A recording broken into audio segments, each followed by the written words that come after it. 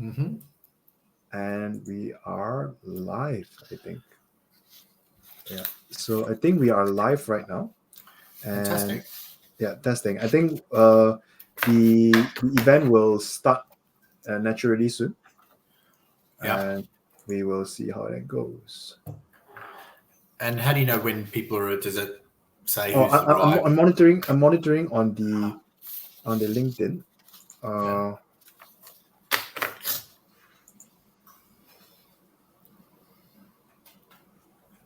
Okay. Yep. So it's live on LinkedIn already. Nice one. We are in the global community of LinkedIn. Yeah. There is always a bit of a delay between our StreamYard and LinkedIn. So I'm looking at both of it now, and I think there's a bit of like a 2 minutes, like a probably the 20 seconds delay or 10 seconds delay, which is quite interesting. Yeah. Is this the first time you've done a LinkedIn Live? I've done a LinkedIn Live with the audio version, right? But not the not a video version of what we're doing right now. Right. So we have already 4 people tuning in. Fantastic. And yeah, so we'll just see how things go. And inevitably people will just drop in and out of the meeting, and then it's fine. LinkedIn will give us an analytic breakdown once we are done, and we will see. I'll let you know at the end of the call how it goes. And there's also a comment section right over here that people can just tune in and drop any questions that they have. Mm-hmm. Mm-hmm. To those who have tuned in, welcome. We are about to go live, and thank you all for joining us today. There's a slight delay between our StreamYard and the LinkedIn Live, so we might be a bit slow when it comes to replying to some comments, but rest be assured we are looking through them. And if you want to say hi, just type something in the comment section or respond to us from the comment section. We will greatly appreciate it if you could repost this event, and we hope to learn from each other today. I'm particularly excited to learn from Tim, and Tim has been a fount of knowledge. I've bumped into him randomly one day in a wonderful event hosted by the Cooper Parity, and I was just thinking to myself, oh my, Tim is actually fulfilling such a unique niche that's so important in this industry that I'm pretty sure lots of health tech founders will easily bite off his hand just to get some time with him. And that's why we're having this conversation today. How are you, Tim? I'm good. Yeah, Friday afternoon or Friday evening here in United Kingdom. So I'm based down in Kent. You're up in Scotland, I think, Derek. I'm based up in Scotland here. So I'm so you've got the late light. We've got it's lovely. It's been a beautiful day. 25 degrees. 25 degrees. Nice, 25 degrees down on the south coast, my friend. I'm getting just torrential rain and crazy winds. Torrential rain and crazy winds. That's Scotland for you, And oh my goodness. But I've just been indoors the whole day, just running clinics and stuff. But really looking forward to this talk today. Been doing our first LinkedIn Live, and just like, I hope all the technical difficulties will melt away. We are now officially at 7:00, but inevitably people will take some time to trickle in. We'll give it about 5 more minutes, 5 to 10 more minutes, let everyone just join in. Oftentimes people will get a notification as well when we went on live. So people will just like, something's interesting is happening, and they'll just go into it as well. We will be recording this event, and but I think the recording will be mainly for internal use. Tim, I'll send you a copy after this. But obviously, if there's lots of demand for it, we can make it more public domain. We'll see how it goes. We might also do the TikTok style, chopping up the unique bits and the interesting bits and putting up on LinkedIn to see what sticks and what people want to hear more about. All right, we have more and more people coming in, which is fantastic. And yeah, so and it's so interesting to see that there's a delay between the LinkedIn Live and the StreamYard. It's almost like is it 5 seconds or something? I think it's a bit longer than 5 seconds. I think it's almost 20 seconds. Yeah. Wow. Right. Well, we're starting to get a good number in here. Okay. Yeah. Hi, Abhi. Hi, Anna. Hi, Grant. Hi, Bushra. Thank you all for coming to our stream, our live stream. We're getting comments on the side section as well, Tim. So I'm monitoring the comment section as well, and we will see what Awesome. people ask. And to those who have just joined in, please feel free to put a question on the sidebar. Leave a comment, leave a question, and I will tell team or ask team the question or mention the comment particularly. And the way today's event is going to be structured is we will be doing introductions, just introducing myself and Tim, and we will also be doing a quick presentation where Tim will really go dive very deeply into his subject expertise, which is private healthcare market for health tech founders. And then after this, we'll have a Q&A. So we can reserve the Q&A for some questions for the Q&A, but I've already gotten a list of questions for Tim, gathered from the founders that we've met so far. So don't worry if you don't have any particular questions. But of course, please do feel free to reach out to Tim or myself if after the event you're feeling you have any more questions or you're trying to explore the business of Zoas or Adopt a Dog. Reach out. We'll be more than happy to have a chat as well. Okay, so more and more people coming in. That's good. I think let's start off with introductions. Yeah. Tim, would you like to tell us more about yourself and tell us more about Zoas? Yeah. Do you want to flick to the first slide? Sure, of course. So that might be helpful. Yeah. So my name's Tim Wright. I'm formerly from Australia. So I'm not British, although I've lived here for pretty much half my life. I am a physio by training, physiotherapist. So I am a clinician. For my first half of my life was in elite sport, and then in working both in the NHS and in the private sector here in the UK. I have my own business doing on-site physio within corporates. So I built that up quite substantially. It was the sort of first mover of on-site physio within corporates. Deutsche Bank and Morgan Stanley were a couple of our flagships. We got acquired by Nuffield Health. So I really understand the private healthcare markets. Spending some time with Nuffield and their both corporate and their private hospital in their growth journey. I left there and then did consulting. So I consulted for health insurers, setting up MSK or musculoskeletal and mental health networks, working both in the health insurance and the risk and protection insurance space. And then that evolved into working with occupational health providers. So a vast array of different players in the private healthcare sector. And I'll talk about that through the presentation, because private healthcare is not just private health insurance or even private hospital groups. It's there's more verticals than that. I did my MBA during my time at Nuffield, and subsequently I got interested in digital health probably around 12, 13 years ago, working with a Finnish-based company. And in essence, the Finnish-based company I'm still with, so 13 years later. And now I've supported over about 50 digital health businesses in the last decade. And Zoas has kind of evolved from that. And what Zoas is we support digital health businesses from a sales and partnership, feasibility, go-to-market, advisory service, and also grants and bid writing for digital health businesses to scale. And we've got some wonderful clients in our portfolio. You can always go to our website and have a look at, from digital MSK to digital cancer to digital eye testing to digital ear testing, a whole range of ones. So yeah, I love the space. My skill set is doing deals and doing sales and partnership deals, getting money in the till, as I say. And yeah, I love the understanding, I guess, 25 years of understanding the UK healthcare market. I do know the NHS. Obviously, it's important to know the NHS, but really I and the team spend all our time predominantly in the private sector. So that's probably my introduction. Derek, you might want to ask me anything, but that's kind of it in a nutshell.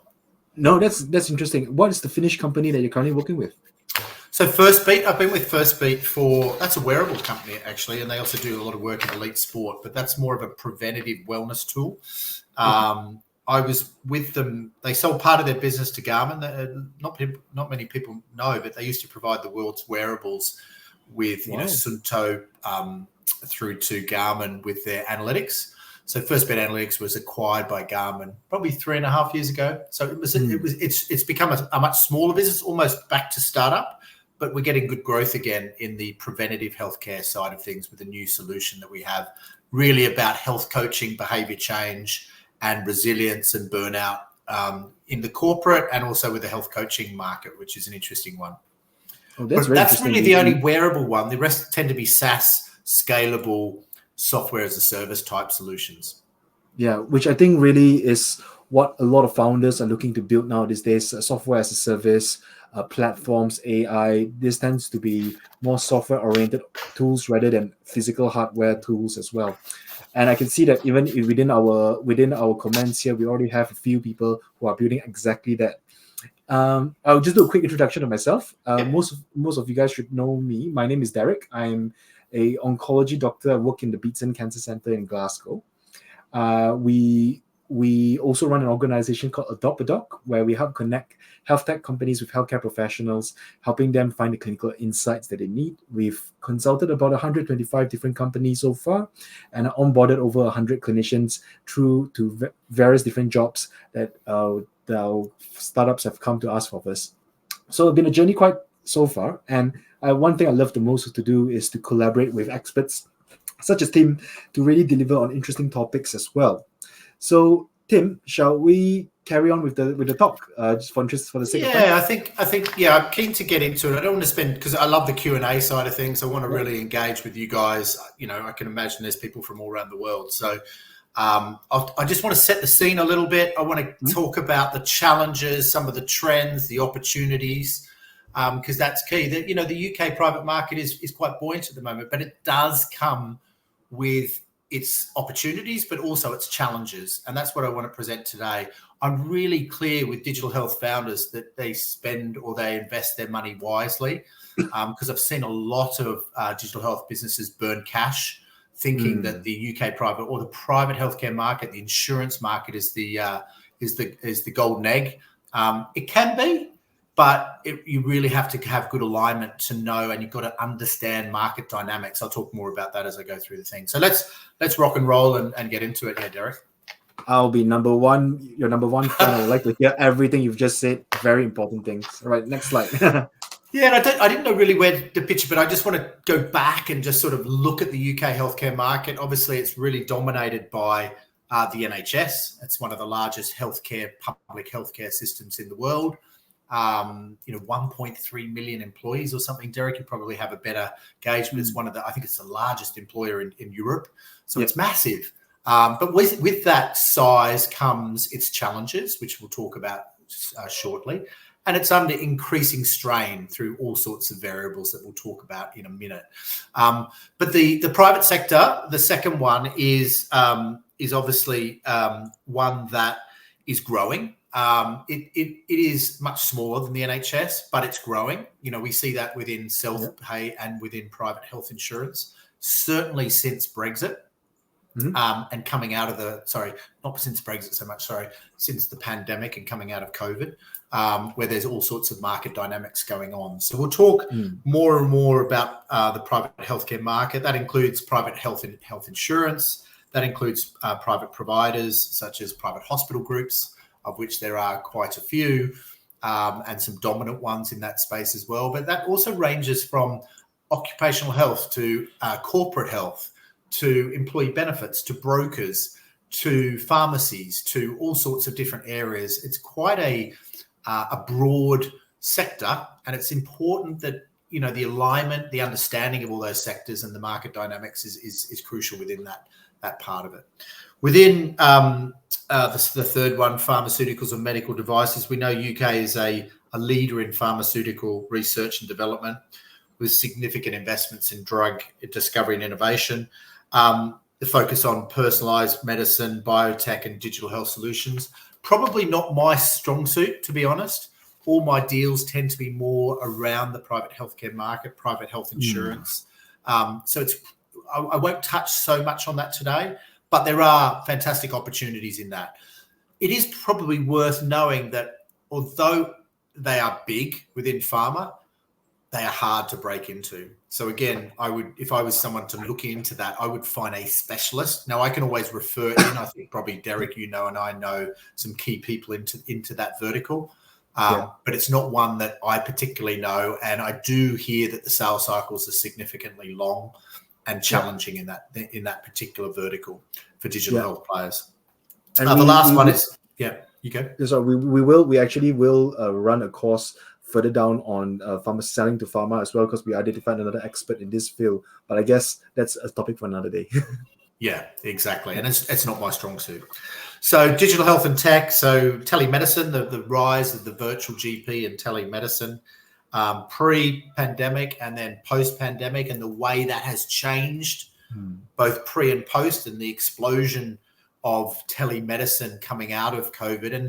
And that's been a really interesting one to watch. We are doing quite a few deals with telehealth providers, but it's a challenging market that, and we'll be talking about that later on, because utilization, demand has gone through the roof. And obviously we also know there's medical shortages of people, and the demand and pay rises, etc., have gone up, which has put pressure on margins, etc. There's obviously, opportunities around health IT systems and electronic health records. Probably, again, not my strong suit there, but it's more around sort of NHS, EMIS and all that sort of area. And then last one, innovation. We do know there's obviously a lot of innovation around AI, and I'll be touching on AI and data analytics.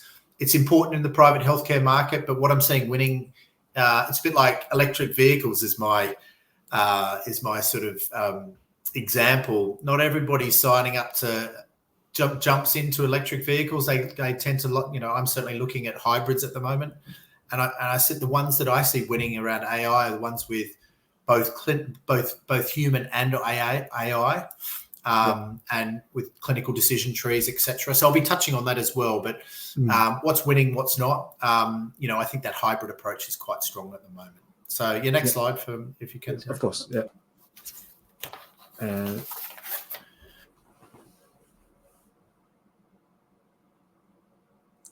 So the real challenges within the United Kingdom is not too dissimilar to a lot of healthcare systems out there, and we do actually work in other healthcare areas, not just the UK. Australia's obviously, I'm Australian by birth, and I've got quite a big network in Australia. So Australia is quite similar, a bit more equitable between public and private. We see NHS much more dominant here, and the private healthcare being smaller. But I sense that it's going to go towards the Australian type model long term. Because of the market dynamics, the challenges, the aging population, the increased demand of the healthcare services, particularly in geriatrics, long-term care and chronic disease management.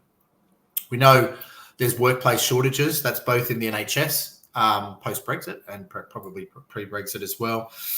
Shortage of healthcare professionals and high levels of staff burnout. Derek, you'll know all about that, I'm sure, on the front line.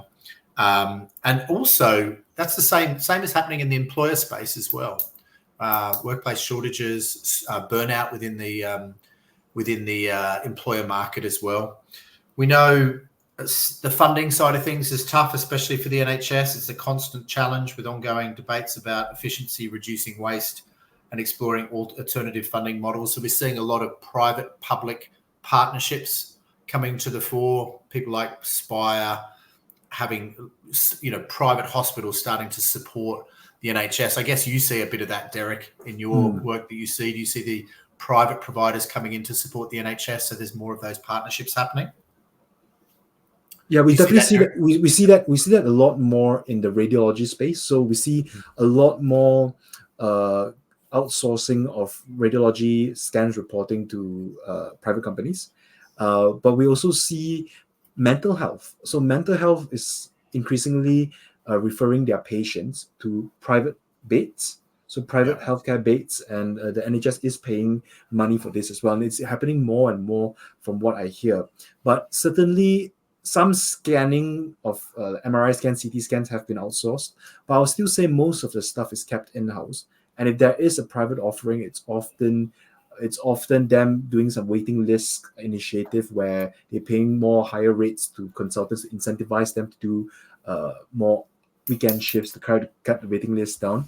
But yeah, I agree. There is more and more collaboration.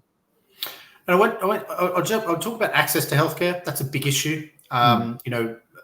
One of the solutions we saw at Support is doing incredibly well around front door digital MSK or musculoskeletal physio. Waiting lists, vary across the country, but maybe on average is 12 weeks for an NHS appointment. That turns things into a chronic condition. So, are there solutions that support? And these are the ones that tend to be winning. Ones that support access to physio, access to mental health, access to scanning, etc. I see scan.com, Theo, mental health solutions, Limbic, for example, here in the UK, where getting great traction because they get immediate access and get people into the right pathway quickly. And that's a really important area because that's going to support the NHS, because that's something that the NHS is struggling with. What has also happened, which is interesting, is the significant insurance and premium increases. So we've seen a huge increase because the NHS is struggling, we've seen more adoption into private health insurance, especially since COVID. We used to see health insurance as a nice to have. It's almost becoming a have to have. And in that, people are starting to use it, not just from if something goes wrong, but almost on a preventative basis as well. So we've seen claim costs go up significantly. We've seen huge increases in people using their PMI. So obviously we've seen increases in premium. I mean, me personally, I obviously have my own company. I've just had my renewal for Vitality. If people know Vitality, it's probably one of the leading innovators in health insurance in the UK, but also AIA in Australia and through Asia. But my premium has gone up by over 60% year on year the last 2 years. That's not unheard. That's not uncommon. I'm hearing 40, 50, 60% increases in premiums. And that is challenging, for people, corporates and individuals, on taking policies out. It makes you think, should I be having this policy or not? But the claims costs are going through the roof. So there's an opportunity there. For every issue, there's an opportunity for a digital health provider. Mental health deterioration, you just talk about it, Derek. That's one of the biggest costs we're seeing with insurers. It's MSK, it's mental health, it's cancer as well. They're the ones that seem to be dominant between most of the insurers. And we do know that mental health is one of the big ones. I think there's been over 200% increase. I was reading one of the insurers' adoption of talking therapies. So we know it's going through the roof, and it's something that needs to be addressed. Can I just check, because it's a very interesting point you've just raised that I've never explored this. So mental health deterioration, is that something people claim for via insurance, or is it how do they claim it? Is it more for treatment, or is it more time off work? Therefore, I'm claiming that. It's cover that. And this becomes the complexity of the private healthcare market, because you can be picked up in different buckets. You can be picked up by your health insurance. And the health insurance going through because you're allowed so max. You might have immediate access because you've got into triage and into some form of CBT or digital or self-management, or into a clinic, and you have a set number of treatment sessions you can have. You may also have an EAP solution, employee assistance program, with your corporate that funds that, which would provide you with some form of talking therapy. Or you might have it through your virtual GP provider, or you might have through all three. So it's hard to get the MI data, management information data, and claims data exactly right in mental health. Physio is quite clear cut. It's usually covered by the health insurer, and that's it. But mental health comes in different guises. So it's hard to sometimes get a clear steer. But I do know, reading all the data that's coming out, is that all areas, EAPs are under pressure, the insurers and mental health claims costs, the usage of mental health through maybe virtual GPs or being referred from virtual GPs is significantly up. So we know that, I think I was writing down, it's what, for corporates, it's one of the biggest concern. And it's usually because we do sell into corporates directly as well. So large corporates to small corporates to scaling businesses, they sometimes buy directly digital health solutions, and mental health is usually one of the key ones. It could be Headspace, Calm,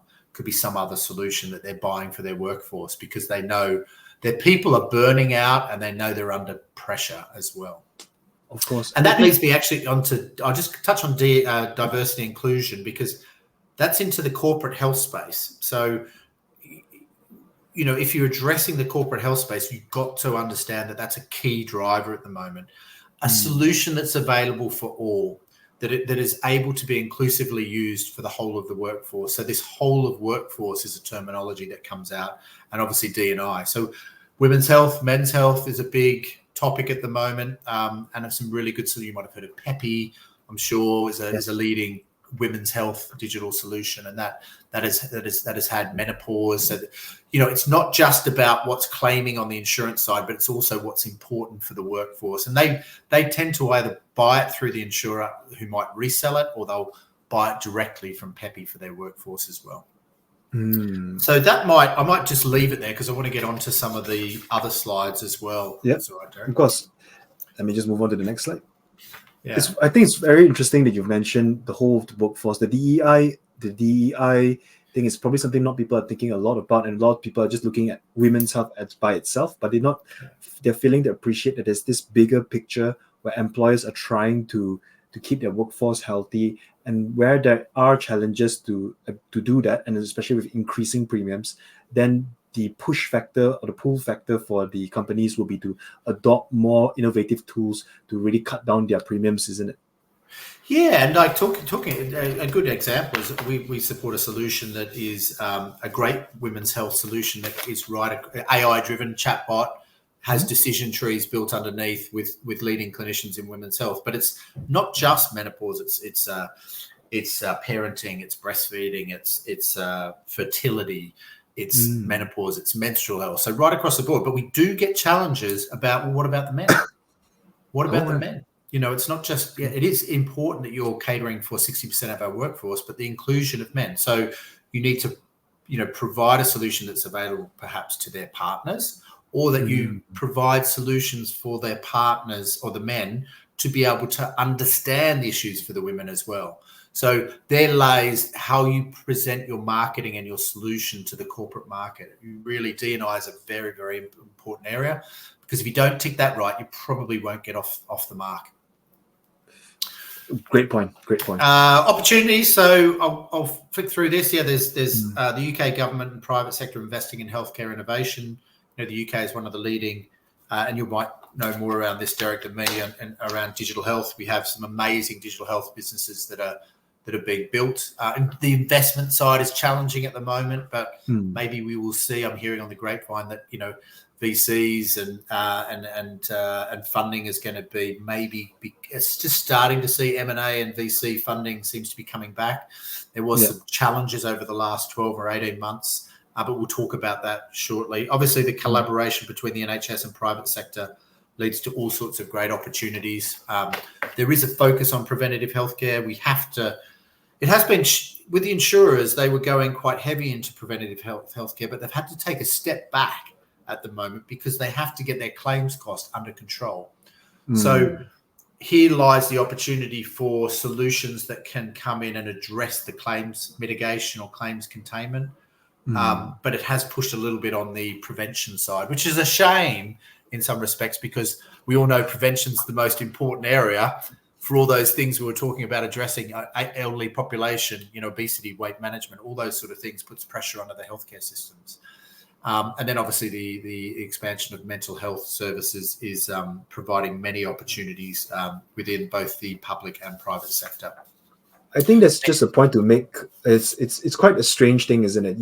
Insurance are trying to cut back on their claims, and we are now looking at it from a more acute lens. So they're trying to find ways perhaps to reject claims, or perhaps to try to reduce certain expenses. But ultimately, it's the preventative care that will ultimately reduce the claims, isn't it? But I guess the near time priorities have to be prioritized because of balance sheets and profit. Exactly. Yeah. That's what's happening at the moment. So next slide, if you don't mind. No worries. Yeah. So I just wanted to quickly look at some trends, look at some verticals, because I don't know if you guys know all these type. There actually is some more verticals, but I kind of put the top ones within the UK private sector. So insurance is obviously one I really know a lot about. I tend to talk and meet and do deals with all the insurers. Now, the main insurers is health insurance, like Bupa or Vitality. You've also got risk and protection insurers. So that's like income protection, critical illness, and life insurance. And they're looking for added value solutions. Health insurance is the one I'm talking about. And there's also the cash plan market as well. There's about 7 or 8 cash plan which have exploded in the last 3 years. They've probably had the greatest rate of growth in the last 3 years, and some of them have existed for over 180 years. And it's mainly because this drive in claims cost and premium growth has meant that employers are going, well, actually, maybe we'll only have 10 or 20% of our working population covered by health insurance, and the rest can have a cash plan because it's a lower cost insurance policy. So they're almost being seen as a whole of workforce insurance policy. But in terms of insurance or health insurance, the big trends are, claim reduction. How do we, AXA, Vitality, they're all looking at ways to mitigate, and, these claims are going through the roof. So how do we rein it in? How do we get people into a self-management journey? How do we get them on the appropriate care pathway? And that can be done digitally really well. So there's a lot of activity going around that: mental health, physio, cancer, the whole range. Retain policies and schemes. So they also like solutions that are going to have high engagement, high NPS, and high satisfaction. So yes, it is about claims, but it's also about, can I pick a solution that is really attractive to brokers and to the market, meaning that we will get more policies sold. And I do see that a bit in the market as well. So, for example, one of the leading cash plan providers who decided to do has a 3-year contract with a skin mold checking through your phone solution. And it's not really relevant for their claims, but it is really attractive to their policyholders on a preventative basis. So I'm not saying if you've got a solution that's on a preventative basis, it's just a bit harder at the moment. But if you've got a great solution, it is a vertical you can look at. And obviously all the insurers are looking at unique selling points. What's their point of differentiation? How can they get a digital health solution that's going to give them competitive advantage in the market as well? So insurance is one vertical. Obviously the providers, so, private healthcare providers, private providers, there's been a huge increase in self-pay. So self-pay has gone through the roof, where people aren't getting access to the NHS. There's obviously been the support of that, what we're calling the public-private partnerships. And obviously the growth of PMI means there's been a healthy spend into the private healthcare groups. So HCA, Spire, BMI, Circle Group have all done really well in the last couple of years with the self-pay and obviously the growth of PMI, meaning their services are in demand.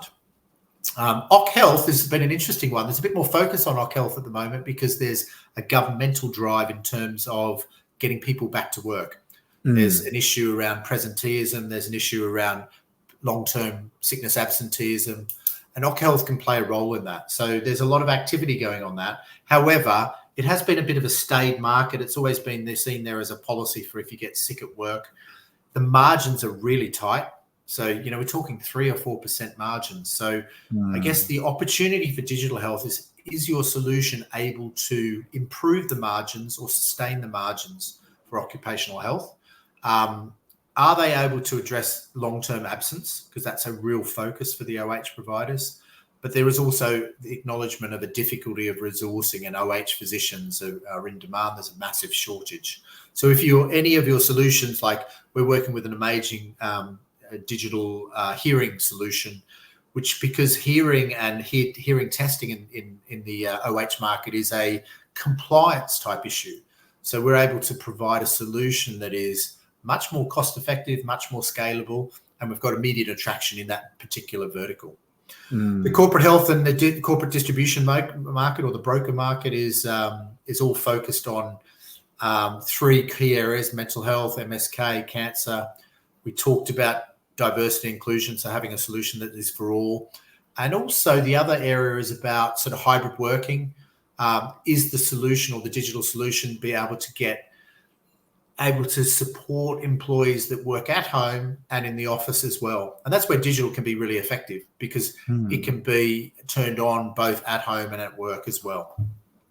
EAPs, employee assistance providers, they're under scrutiny at the moment because there's been some stuff in the, I don't know if you've seen, Derek, but in the BBC or on the news about some unscrupulous behaviour, etc., because there's been a race to the bottom. EAPs are really cheap. How can you maintain the clinical quality being so cheap and so scalable? So they're under the microscope. So now they're starting to realise that they have to offer more value. They're looking at more of a holistic offering, and they're looking around digitising some of their services as well. So a real opportunity in there, but it has to be pretty cheap in terms of, is it AI driven? Is it a scalable solution that's being, because they won't have much margin to play with. Do you mind if I ask? I think good examples of EAPs. Are we talking more like micro providers that offer a specific thing like men's health or specific thing like mental health? Yeah, employee assistance tends to be around mental health, counselling. Mental health. Yeah, it's always been known as that. However, it is changing. I know some EAP providers that provide more than mental health, more into women's health, more into different conditions, physical fitness, getting people fitter, etc., all digitising, but they know that they have to be broader. But some of the bigger providers have been, one in particular, and I won't name them, has been on a panorama, being found out to being using non-clinical people, etc., in some of their counselling calls and stuff like that. I mightn't have got it exactly right, but they are under the microscope at the moment. And then the next one is telehealth. So telehealth and virtual GPs. You've probably heard a lot about Babylon. Some of the ones that have had some real challenging times, especially as COVID, the utilization of these services through the roof kind of almost ruined the business models and their commercial models, because the commercial models were built on lower utilization. So we've seen quite a few fall away, and the ones that have stayed have had to now broaden out their proposition, because it doesn't just want to be around private GP, or because a lot of the issues was, is my virtual GP actually sending me just back to my GP? Do you know what I mean? So insurers were going, or they're sending them just straight to consultants because they didn't want to send them back to the GP. So the costs are rising significantly. So now they're looking at pathways into physio, into dermatology, so broadening their proposition. So there's a lot of work that's going on in that space, and we're doing quite a few deals in that space, from MSK to mental health, etc. So that's probably covering those trends. Derek, if I go to the next slide. Yeah, and just to make a point to say, all 6 of these providers, it does seem like if you come up with the right HealthTech offering, it really can help reduce the cost and align their incentives with these providers. And I can already think about a few good use cases of people who, as I said, MSK, maternal health, mental health, children's health, perhaps even for employers with kids, employees with kids as well. But yeah, I think a lot to be said about that. But yeah, can you hear the next slide? Yeah, I've got. I mean, the opportunities are kind of. I sort of raised the trends, but the opportunities come. Insurance access. MSK, mental health, seeing some great deals going on in that space at the moment, because we know with one solution, through over 500,000 triages, we know 44% can go into self-management. On average. So that's reducing face-to-face physio by 44%, which is a huge cost saving. Now, that's appropriate care pathways. That's not like, we're just going to chuck them into self-management because it's going to save us money, but it's actually going to the right care pathway. And that care pathway alignment is really happening at the moment, right through all areas of what I call insurance services. And so that's pretty buoyant. Providers, what provides USP, what's revenue generating, what also supports the NHS. One thing to say is that if you've, and this is probably to all the digital health founders, if you've had success in the NHS, it is such a good case study for the private market. You don't have to have had success in the NHS to be in the private market, but it does give validation. And about 3 or 4 of the solutions we support have had that, and it does make the conversations easier into the insurers, the providers, the OH providers, etc. Otherwise, you might start hitting, let's pilot this, let's check this out. So the NHS is still a good area to get, first mover. And sometimes it's good to have both, NHS and private healthcare revenues coming through, because they do change. I've seen it in my lifetime where the private sector was dry and it was all NHS, and then it ebbs and flows between both the systems. So if you've got both the ability to work in both systems, wow, that balances itself out for those peaks and troughs. But I have to say, at the moment, the private sector is quite buoyant. Yeah, I think that's such a great insight, Tim. I think lots of times we speak to founders, and I came into the health tech scene in a time where the NHS is wavering quite a bit, and lots of founders always come to me and say, "Oh, let us go to the private healthcare market first, get us some evidence there, and then we go to the NHS."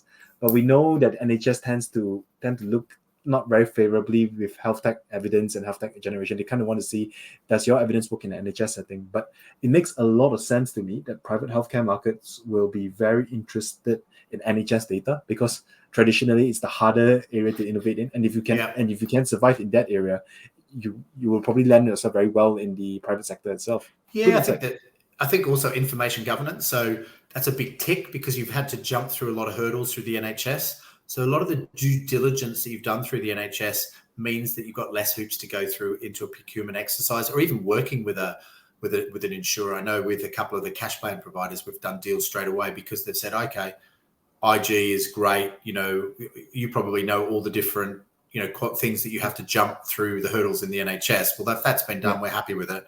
We'll do a bit of due diligence, but it's probably more around the financials and financial due diligence rather than the IG. So, look, I think that's a good way of going. One of the women's health is doing very well in the NHS, and it makes the conversations much easier. You're starting out just attacking the private healthcare market. It is pretty tough. Can I go to the next slide? Because I think I've covered most of these points. Of course, actually. I'll go to the next slide. Yeah. So I just put recipes for success. So I just sat down last night. I was watching the Olympics, very inspirational. I love the Olympics. So these were just things I just jotted down while I was watching, I think, the 200 meters final. Although this didn't take me 20 seconds to do, but it got me excited. But the recipe for success, market knowledge. You need to know the market. You've got to have the foundations. We say often and this is a lot of work that we do at Zoas, is we do feasibility and go-to-market strategies, because you don't want to scattergun. You can burn a lot of cash by saying, oh, what about the health assessment market? What about this? Let's just talk to people here. Let's talk to people there. I think doing feasibility, talking to the buyers, this is what we do. We do focus groups. We do critical friends analysis. We get the feedback, and that's right through pricing, product market fit. All those things really allow you to have a balanced view of where you should play in the UK private market. Where's your, heat map as such? Because otherwise I've seen a couple of businesses burn a lot of cash, and they've jumped from vertical to vertical thinking, oh, let's give this a go, or let's live this, but they're not really understanding the market dynamics and what's happening. So out of feasibility comes vertical prioritization and looking at key competitors in those markets. So what might come out is, okay, we're really good for insurance. Well, who are your competitors? How are you different from your competitors? And how are you going to build your marketing collateral around that? Because that's so important. What are your objections? What are the opportunities? It needs to be all around that. It's also understanding that pricing is different for all those different verticals. Do you know what I mean? You have to have flexibility in pricing. What might work in the insurance market could be quite different from the provider market. It could be perhaps a per capita capitated model for the insurance market through to a transactional model for the providers. It might be that in the corporate health market, if you've got a mental health solution, it's so competitive. So you have to be really price sensitive in that market. It could well be that, you have to look at ambassador models or being significantly discounted in year one for a corporate health solution, a digital health corporate health solution, because they're getting bombarded by all sorts of solutions. So it's really about what I say, agility in pricing, and looking at what's going to work, what's going to fit, and then being able to build you a sort of, understanding your how to build your conversion rates, your pipeline, etc. Are you cost reduction? Are you value add? Are you both? Do you tick both buckets? I tell you what, if you're a cost reducer and you add val, you're off to the races. I've seen a couple of those solutions go really fast on a traction side of things. I think this is a really key point, that the UK private market is based on relationships. I'll just carve out corporate health, but all those other verticals I was talking about, it's so relationship driven. So I've been around for a while, pretty long time, got a huge network as well as all our associates. We're able to chat to those people and sort of get their feedback relatively quickly, but it's not a hard selling market. If you go in with a bull-nosed approach, you'll probably hit a brick wall. It's more around, who I hate to say it, but also how do you get the propositions in front of those people to get the feedback and to get the traction. So it's a bit of a softer selling approach. Corporate health, a bit different. Again, it is relationship driven, except if you've got a solution that's scaling, and then it's more around lead gen and getting more conversations out there, and that's more around sort of more mass outreach. But I think in all those other verticals, it's much more tactical relationship selling. And certainly as you're starting to go up the hockey stick and accelerate your growth, that's an important thing. When you've got case studies, when you've got traction, when you've got, clients, then maybe you're getting more into the lead gen side of things. Next slide. Right. And I think this is my last slide, and then we'll get into. So yeah, I talked a bit about this. I think ambassador models, getting a foot in the door. Don't be too precious about your pricing. You've got to get market traction. You've got to get you've got to get some case studies in underway. Understand your ideal customer profile and your key verticals and the sales cycles. Okay, if you're talking about some of the big insurers, some of those sales cycles are 8 to 12 months, even with the best solutions. Procurement takes a while. You've got to go through all sorts of different stakeholders and get stakeholder buy-in, through to maybe a small corporate where it might be a 3-month sales cycle. So you need to understand your sales cycle and the quantum on the pricing in each of those, because that's so key. Because you might run out of cash thinking, I've got a great solution, Bupa's going to take this, but they mightn't take it for 9 months. You know what I mean? Or 12 months. So, have you got the cash flow to support that? NHS is a good validation we've talked about. Another way to build business other than investment, taking investors' money is grants and bids. I know one solution that has raised 3.5 million in bids and grants, which has been a significant way to grow their business, because they are also working in the NHS and also in the private market. But if you're good at sort of seeing where the grants are and the grant applications and winning that, and that's a bit of an acquired skill in itself, there's some good opportunities there. And then match funding with investors as well could be a way to go. Investment community we talked about before is tricky at the moment, under 1 million annual realised revenue. It is hopefully changing, but the ones that I'm seeing winning at the moment have got good traction at the moment, have got decent revenues coming through. So if you're not in that bucket, you might look at angels and a mix of angels and investment, family and friends, etc., to get off the ground. And then there are other sales and partnership verticals in the private healthcare market, pharmacies, as they're taking more of the load off the NHS as well, through to the fitness sector, who are starting to pick up some of the load off the NHS as well. And we're seeing some of our solutions being picked up by large fitness gyms as they're looking to broaden their solutions out to their members as well. And health assessment providers who provide health assessments are looking to change their models as well. So there's not just, so when you're looking at the UK private market, there are other verticals as well. Also loyalty, people like Dragon Pass and even fintech, the movement of fintech and world tech coming together is an interesting area for digital solutions to succeed. So that's kind of it in a nutshell. I think I'll stop there, and I think I've got one more slide, Derek, just to finish off.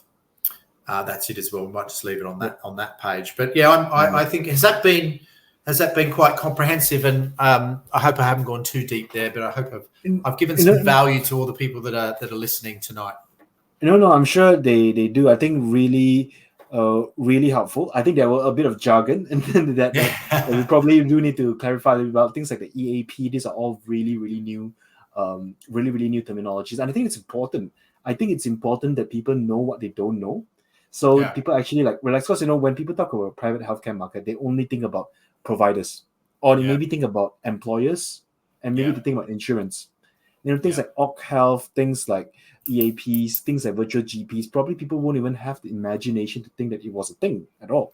Some may not even realize that EAP is a whole thing. Now we have a few questions here, and I think let's target them one by one, because I see that we only 15 more minutes left. So let's jump straight into it. So first question, Tim, is the NHS still seen as a leading buyer, or is it a lagging buyer when compared to private providers? Wow, that's a good question. I didn't know so much. I'm not an expert around the NHS, but they're still buying digital solutions, and that's for sure, because I work alongside a business that is similar to us, just as the NHS. So I still see them doing deals. But they always report to me it's getting harder and harder, and the money's getting tighter and tighter. And maybe you see, and you're an expert in this area, Derek. I think just to answer that question directly, and I think this doesn't come as any surprise to anyone, the NHS is really cutting down a lot of money when it comes to innovation.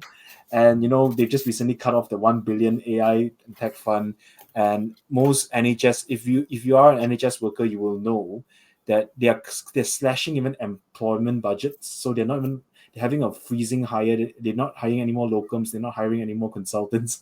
So if they can't even hire staff, you can imagine what's their appetite to hire new technologies. So I would say right now is the season where NHS is probably not the hottest market, but there's definitely still evidence generation happening. There's definitely still pilot studies happening, which can be very, very valuable when it comes to, generating evidence for private markets, for other markets, for your regulatory approval. So definitely don't snooze on NHS for now, because they have the infrastructure in place to support that kind of. Yeah, I've seen a lot of solutions that address waiting lists. Because the waiting list is such a big issue in the NHS. So digital solutions that can be deployed and assist with that.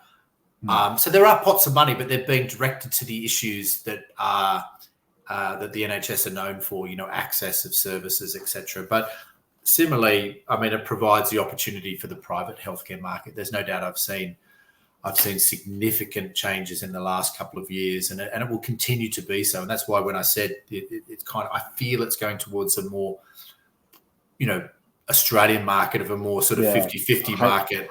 I sense that might be where it ends up in the long term, but you never know what might happen from a macro. New government, new rules. Right. Yeah, exactly. Jumping to the next one, we're just going to get through a list of this. So can you speak more about ambassador models and or pilots? And what have you seen as best practices and lessons learned from those that haven't gone well? So ambassador models and what are the best practices? Yeah, so we'll talk about the ambassador model. We're looking at one at the moment for a business it's done incredibly well in the NHS. It's looking at the private healthcare market, but the brand awareness is not strong in the private healthcare market. So we're trying to think about an ambassador model to be able to give this digital solution to corporates. And we're getting good interest in this at cost. So, significantly reduced. We're talking, we're talking, 80% discounted off their price just to get a foot in the door. We'll give away 5 corporates who will take that up. And then through our brokers, through the brokers who will distribute to corporates, 1 each, a maximum of 10 corporates. To do that, we were asking for PR, case studies, LinkedIn awareness, getting the momentum up. So there's a trade-off. We don't just give it to them, but it's also about sort of, if make up a business, Goldman Sachs, just came off my head, that maybe they, if we can get a signature client like that, and they'll give some PR away, that makes a big difference to the corporate healthcare market. JP Morgan will go, okay, those guys are doing it. We should look at this, So it creates that momentum in the market, but we're doing it at cost, but only for time. So it'll be year 1 contract, looking for a 3-year contract. So year 2 and 3 will revert to normal pricing. Yeah, well, that's actually what a tactic. Now, you've mentioned something that I think might pique the interest of some of our audience, and it certainly piqued my interest. Brokers, what are they? Oh, sorry. Oh yeah. So employee brokers. So health insurance, for example, and other insurance and EAPs. We see you might go to a corporate and they have health insurance with Bupa and life insurance with ULife, etc.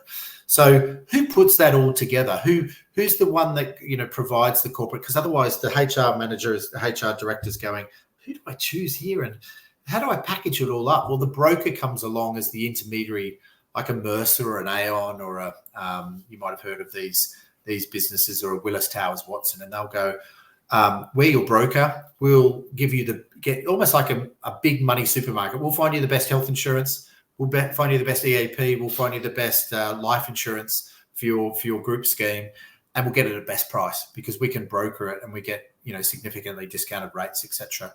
So a broker is someone who brokers insurance and other things, but increasingly they've also, because they see the value of digital solutions, that they're starting to have contracts with digital women's health solutions or digital physio solutions or whatever, because they might also see that as an opportunity to sell into the corporates as well. So suddenly it's not just about the insurance, it's a much broader portfolio. And some of these have hundreds, if not thousands, of corporates on their books. So they're a good way to get instant distribution into corporates, rather than I'm going to reach out to this corporate and that corporate. If you can do a partnership agreement with a broker or an intermediary, that could suddenly provide a lot more opportunities and scale the business faster. And I think, and I'm sure this will be the case, I believe this kind of relationship, as you say, it's very relationship.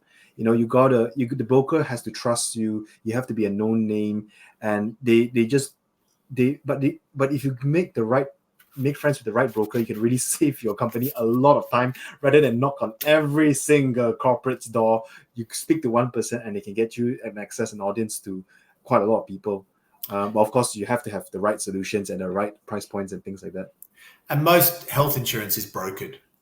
So especially most corporates will use a broker. I think it's something like 80 or 90% of health insurance into corporates are brokered. It's significantly high. So they are quite an important component or vertical in the UK private healthcare market. Amazing. That's first I've heard of it. Very, very valuable information. Now, jumping straight to the next question. Have you found any differences in types of stakeholders that you have to engage / approach within the private market versus the NHS? So essentially, who do you need to speak to and engage with? Yeah, that's really private healthcare? That's a really good question. So if it's and it's complex, as most things, it's not an easy one. But from a direct corporate point of view, it can be the HR director is obviously a good place to start with. Human resource director, HRD tends to have the say in looking at these things. But there's also people like benefits leads within corporates. And sometimes they have their own wellness lead, strategic wellness lead. It's understanding who in those, in the larger corporates, who has the sort of proposition and decision-making process. So I'd always look for titles like head of proposition, strategic wellness director or head of wellness, HRD, head of employee benefits. They tend to be the ones in the corporate market. In the insurance market, it's interesting. It's proposition leads are always good. Product leads is if you're punching into LinkedIn, they're the key ones. I think that the analysts are quite good because they're always looking out there for on the horizon, the blue sky, and they might pick up your solution. You might link in with them, and they look, oh, this is interesting. We'll funnel it up into the decision makers. So right through to some of the cash plans, it's actually just commercial directors and finance. Some of the big cash plans are the decisions are made by the FDs, the commercial directors, the marketing directors. So it's kind of understanding the right people in the right vertical to talk to. It's complex because sometimes each one puts more of a priority on a different area, and so therefore you've got to be able to understand who the. That's why relationships are so important, because knowing who are the right people to go to, and have you got a 1 degree connection with them on LinkedIn, etc., and reach out to them. is important. But it's not just a cold reach out. You've got to do your research first. And that's why we're saying getting the fundamentals of understanding the feasibility side of your solution into the market, into the verticals is so important. Exactly. And I think it's so important. I guess the key point that you've made, you really need to understand your vertical. You need to understand the pricings. You need to understand the levers and the movers in a particular, and what are the incentives that people really, really want to know. Because it's just like the NHS, the key stakeholder that you want to reach out to will be the Chief Innovation Officer or the CCINO or the Chief Medical Director of a particular board, or the Chief Nursing Officer, the head of nursing in the hospital. And oftentimes securing an audience with such a person is so difficult. And when you do secure an audience, you only get one shot at doing it. And the problem with the healthcare community is news moves around very, very fast, especially at the higher level. So you do really want to make sure that you've gotten your ducks in a row and really give the kind of bang demo, and also with a good slide and a good presentation. Wonderful. That's amazing. That's incredibly important. I think exactly what you said, actually. We call it burning leads. So if you go too hard, too early, incorrectly, you've burnt a lead. You won't get that lead back for at least another 12 months. So, you've wasted an opportunity. So do your homework first, get your ducks aligned and then approach them, because that burning of leads I've seen, and that burning of leads means burning of investors' cash, means burning of cash flow. Do you know what I mean? And it can go down a bad path. So getting your ducks aligned is so important. Yeah, and I think just to really just emphasize, I see that we have a lot of founders, and even just asking questions right now. One of the fastest way you can burn your lead or burn your bridges is to approach a health system and NHS trust without any regulations and compliance, without any understanding of data protection, cybersecurity, of clinical safety. And you go there and you pitch a great story, and then they ask you the fundamentals of your things, and you draw a complete blank. That comes off as very, very bad. And people will start to doubt you a lot, because the NHS have been bitten many, many times. And I'm sure the private markets are the same. They deal with lots of good players, but also some bad actors as well. So I think that's one thing to keep in mind. Right, I'm just going to keep running through because there's getting more and more questions. How would you suggest startups attempt market penetration when much larger and more experienced players tend to win more bids and tenders? So how can the small guy fight the big guys? Yeah, it's good. It's a really good question. So obviously you would have done your competitor analysis. Where are you different to that competitor, to that big player? Where is your strong suit? And is there a market traction for that? Is there a product market fit for your solution as well? So going back to that feasibility, getting it right, maybe you've got that competitive differentiation to that big player, and there's market attraction to that. And then it's about sort of building all the things that we talked about, getting the pricing right, getting your marketing around that, to reflect exactly what you're doing, and then you drive into the market. It is a game of, having to get, one deal over the line, and then 3 deals over the line, and then 6 deals over the line. It can be hard work in that first 12 months, but if you have identified your USP and there's a market, there's attraction there, and there, the market is telling you that there's an opportunity, then I do think you can beat big competitors. I've seen it. I've seen it in MSK. I've seen it in mental health. Headspace is huge, global, big business. We know their strengths, but I've seen they're not so good on triage and front door entry. And there's some startups that have come into that and have won big private provider deals, big insurance deals for whole of insured population, and come in and not displace Headspace, but put Headspace at the back of the pack.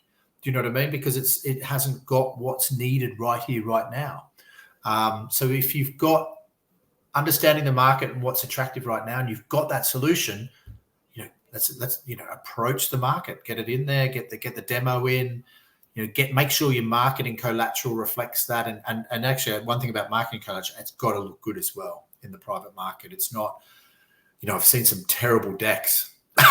Great products and terrible decks, and I just think, oh my god, you've blown it. Do you know what I mean? Yeah, Canva's pretty good. I've just whipped this up. This was great. Craig, my my sidekick and great other founder is great on Canva. You can do some stuff to make it look really good. So marketing is key as well. Yeah.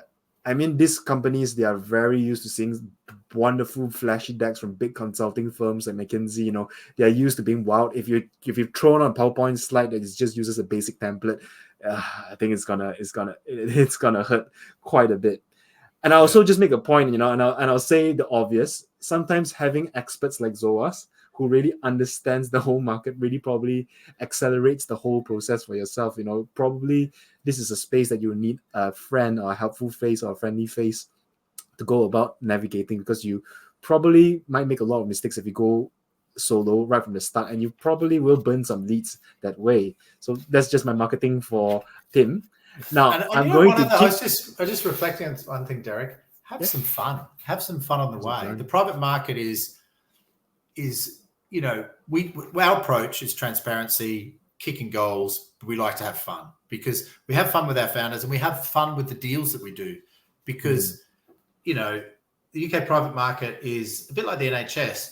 You know, it's relationship driven. So if you go in what I've seen is a good product, or a great product, a great deck, and just no enthusiasm and lacking a spark and lacking enthusiasm, you've got to bring that to the table as well. You know, have a bit of fun, you know, measured obviously, but enjoying yourself, put a smile on your face. It makes a difference as well. It certainly does. It really speaks through your pitch. It speaks through your deck. It speaks through your team and your whole dynamics. Now, demos are key as well. So making sure that you've got, you know, you're a digital player, being able to show your digital capabilities digitally is important. Yes, of course. And it's got to look good as well. So, you know, that can be a breakdown if you present it and the demo looks terrible. Again, the confidence is suddenly lost. So those sort of processes in the sales cycle all have to be slick. Slick. I mean, I've written a post about how I've spoken to founders whose demos just absolutely doesn't work, and it's not a good look. No. Now, jumping to the next question by Anna, what are the optimal timing / stage of the company and market conditions to approach UK private healthcare providers? So thinking a lot of the founders that we work with, and I'm sure you work with as well, tend to be quite early stage companies. Obviously, they want to approach these private healthcare markets in the right timing, and they don't want to be too early because they will burn some bridges. They don't want to be too late because they will miss the boat. So what's the best timing would you recommend? What from your experience working with companies? What do you mean by timing? Just elaborate on that. I'm just trying to get my head around that. So I think another way to say timing is like the stage of the company. So how mature should the company be? What is there any particular things that private healthcare markets are more emphasizing, or they want to see a company be? Is it how big a size of company should it be? How mature should their product life cycle be? Or should they really only approach private healthcare market when they have a more mature product that has a lot of evidence already? Yeah, it's a really good point.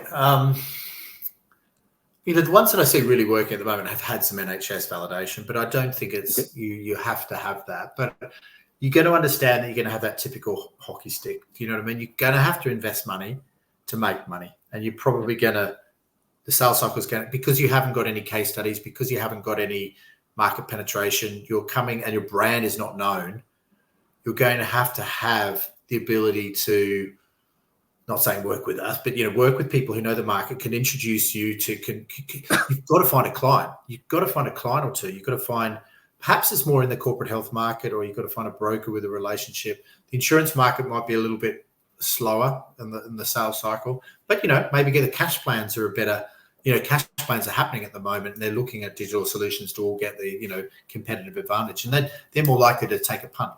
So it's kind of understanding, you know, where you fit in, and so you don't have, I've seen some very new businesses get some, you know, talking to one yesterday who's got an incredible product, and they've got to deal with Vitality, and they're just a startup, but the Vitality love their product and it fits in so well.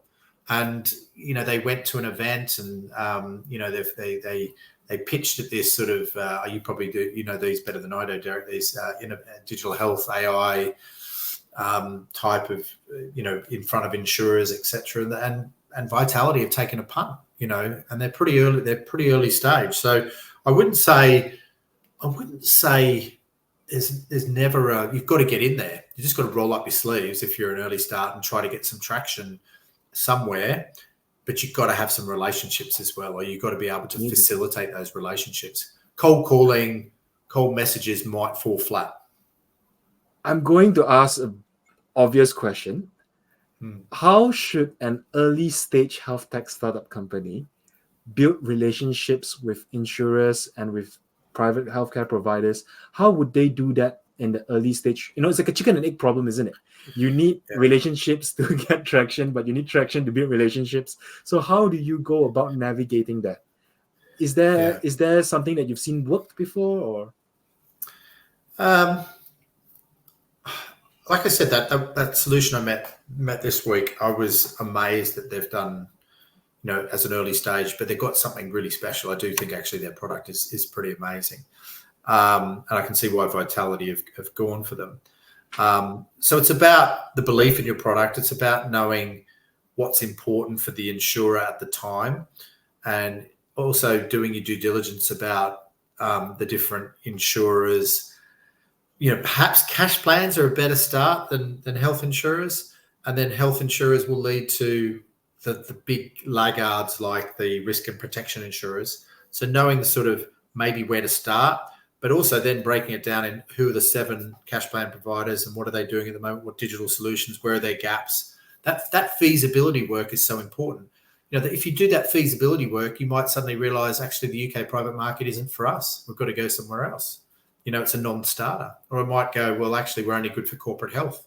And then at least where you're going to dance. And then it's about doing the hard work of trying to find, what relationships I have there.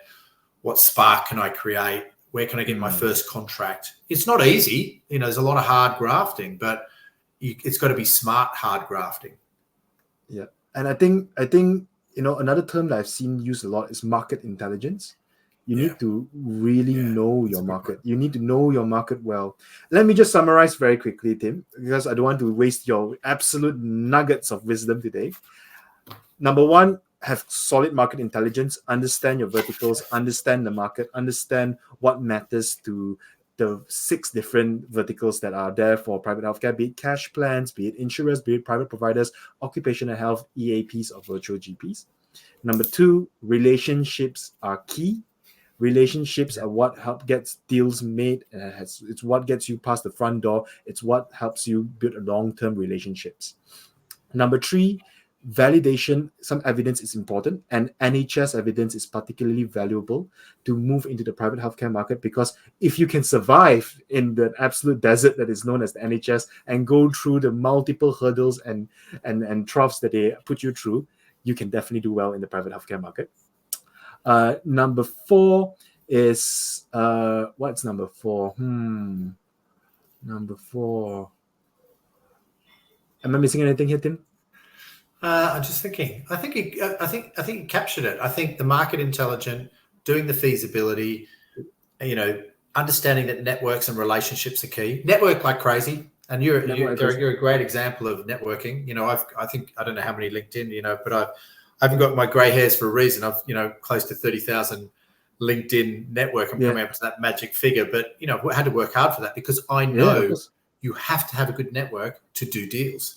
So you can't just expect to collaborate or do deals without having a decent network. So of course, you either have to build your own network, or you have to work with someone who has a big network, because that's how you're going to also accelerate the growth of your business as well. Exactly. And it's not a matter of build it and they will come. People are not going to know how brilliant your product is unless you tell them. And they're not going to be able to hear it if you don't know the right people. I think the other point is marketing. We didn't talk so much on marketing, but marketing is so important. All different, from videos to demos to the deck to case studies to one pages to a deck for the different verticals. A lot of work has to be done there to get it right. So sales doesn't come on its own. It's called sales and marketing for a reason. Yeah. Now, Tim, I'm going to end on one final question, and I think it's a great question to end on. And this is asked by Moniam Abdu. So what's the best approach to validate willingness to pay for an idea in healthcare without investing too much time or cost into passing regulatory barriers? So, and I just to frame this question a little bit more, because I actually had this exact question this morning. So how do you decide whether private healthcare is willing to go down the rabbit hole of making the relationships, building the marketing, building the decks, and before committing significant resource into regulations as well? How would you be able to validate their willingness to pay?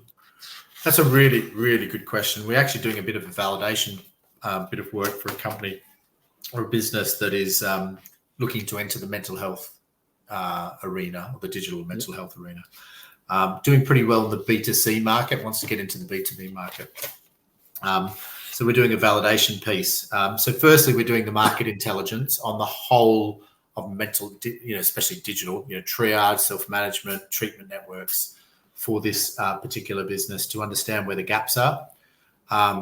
Because we're not 100% sure that this business in its B2C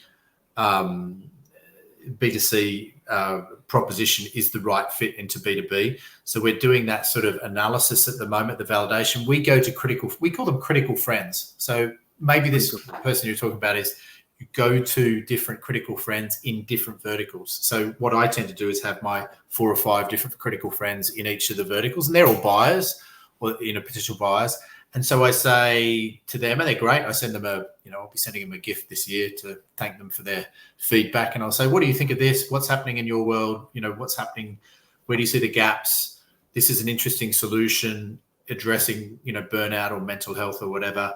Is this a problem you see? And if they're, tweaking their product for the B2B market, what should they look at? We're also doing the market intelligence. We're looking at the whole network and who's doing everything. And then we're producing this validation document for them to see what, should they play in it? If they do play in it, how should they play, and where's their unique selling point? And, what do they have to do? It could be, it could be that it's all around self-management. And so therefore there's the gap. They're not far off that. They just need to digitize a few things, and then they've got a solution, and then they can go to the market. So that's the validation, how I'd approach the private market. It's not so much about regulatory stuff. That is important, but that's probably a bit more around validation in the NHS. For me, it's more around sort of, are they willing to pay, and at what price, and what's the pain point for them, and what's the gap? That's actually a lot of what we do as well, Tim, but in the NHS itself. So as you know, Adopt a Dog Medical Consulting Group, we do a lot of sessions as well, where we get more, we're starting to see more startups actually asking, hey, can you try to find us a way to speak to a commissioner? So an ICB commissioner, a PCN lead, or at least someone who has been an ICB commissioner before, who really understands the whole procurement pathway and what the NHS will be interested in, or what the NHS will not be interested in. And as you're right, the best way to answer that, Moniam, is you ask the decision makers, you ask the people who are at the higher end and say, hey, do you think this is an idea that you guys will entertain at all? And then oftentimes an ICB commissioner will turn around and say, we've seen 10 of these products and it's adding no value at all, or it doesn't solve a clinical problem at all, or this is not how we work currently at all. So, it's so interesting, because a simple focus group, you spend minimal, like 3 digits an hour speaking to one person, and that changes your entire strategy of the company, and stops you spending 6 to 8 to 9 months of runway building things that no one needs. So the best way to really end this whole conversation is to say, speak to the people you're trying to help, speak to the stakeholders, speak to the users, speak to the people who are going to buy, who are supposed to buy your things, really, really understand them and really, really talk to them. And in that meantime, you're not just building market intelligence, you're building networks as well. So I think I'm a big fan of focus groups. We did some earlier in the year with, direct corporate buyers, direct corporate reseller buyers, to look at a solution that's doing incredibly well in the NHS and doing well with the insurance, but we didn't know if it was the right fit for the corporate market. So we had heads of HR, heads of strategic wellness leads. We did some amazing focus groups delivered by one of our key associates, Dr. Glenda Revolver. And what we came out of that really shaped our corporate proposition, which is very different to the NHS and to the insurance proposition, both from a pricing, but from a proposition, point of view, even to the point of, we know it's not the right fit in its current guise, so we have to build in this area and this area. Fascinating what comes out of focus groups. I'm a big fan, but they're quite expensive. Obviously, they can be. So critical friends analysis, even if within your own network, this is the gentleman who asked the question, I think is that you go out to maybe a HRD, or maybe a propositions person in an insurance, or maybe the person, and if you can buy them a cup of coffee, whatever, to get that intel, they're usually pretty happy to give it. So that's an easier way, perhaps, than going down the whole route of a focus group. But focus groups are invaluable, I think. As they say, dinner is cheaper than focus groups. So dinners are cheaper than focus groups. Depending what dinner, yeah. Right, Tim. And I'll tell you what, this has been incredibly insightful. I'm glad we've recorded this. I hope this is recording, really, because it's my first time using this StreamYard. I think it's recording. Lots of things to remember, lots of things to write down. Looking forward to working on a content piece with you as well very soon. Yeah. And congratulations on revamping the website. Oh, thank you. Yeah. Come and have a look at our website, guys. We would love you to. It's just gone live, so some feedback, no worries. And if anytime you want to just drop us a line, drop us a LinkedIn message or whatever, I'm happy to have a chin wag, and always good for a coffee as well. Yeah, so much. So thank you so much, Tim, for coming in. And to the rest, I'm gonna ramble on a little bit longer because I can see that the stream has not caught up to us right now, and you're still talking. Yeah. You're still talking your final points over there. But just to end a quick ramble. We are going to arrange talks on how to sell to pharma, how to sell to the NHS, Middle East opportunities, China opportunities, Southeast Asian opportunities. We've identified speakers for this as well, and we will really just start bringing more and more experts to come and have these conversations, because I think they're so key for the ecosystem. And thank you, Tim, for being the number one person. You will always have a special place in our hearts.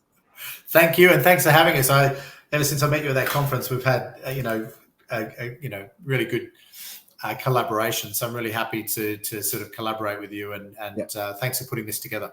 No problem. Now, before we end, Susa has just said there's a link, Zoa's Biz, and there's grants and tenders. That link is not working. Thank you for telling us. So you can see people are going straight in and clicking on your links already, man. That's impact. That's the critical friend analysis. That's getting the feedback, and then we make the change. I like it from your users. Okay. Yeah. Let's end the stream now, and I will have a quick chat with Tim, right? Thank you all for coming. See you guys. Bye-bye. Thank you. Bye-bye.